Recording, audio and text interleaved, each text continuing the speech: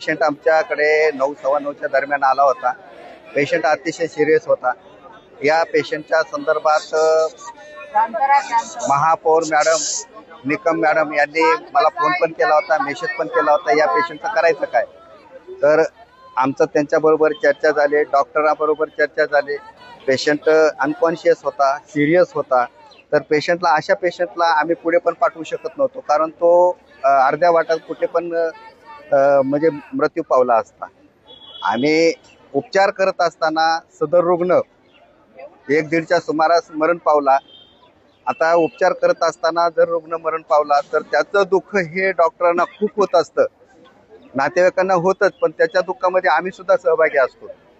ही घटना व्हायला नाही पाहिजे, परंतु नंतर 1-1.5 तासानं पेशंटला डिक्लेअर करावं लागलं आणि डिक्लेअर केल्यानंतर नातेवाईकांचा पारा चढला।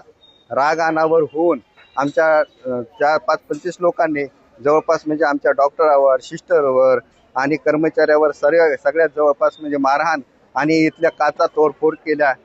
जवळपास म्हणजे इथले 2-3 दालनं त्यांचे तावदानं तोडून टाकले आणि मॉनिटरची विशेष म्हणजे नासधूस केलेली आहे। मॉनिटर, खुर्च्या, कॉट हे सगळी तोडफोड केलेली आहे। आमची मागणी ही आहे की हे जो रोज पेशंट आम्हाला सरांनी जसं बोलले 365 डेज आमच्यावर हेच प्रॉब्लेम्स क्रिएट होतात। जे पेशंटचे रिलेटिव्ह येतात, जबरदस्ती करतात आमच्यावर की आम्हाला ट्रीटमेंटच द्या, आम्हाला इथेच ठेवा, किंवा ते सगळे हत्यार काढून आम्हाला धमकी देतात।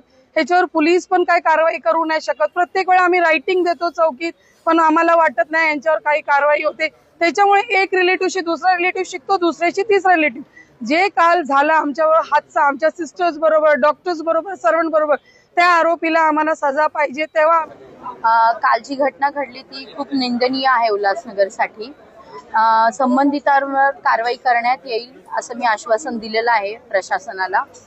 आणि जे घडलंय ते कार्यकर्ते म्हणता येणार नाही।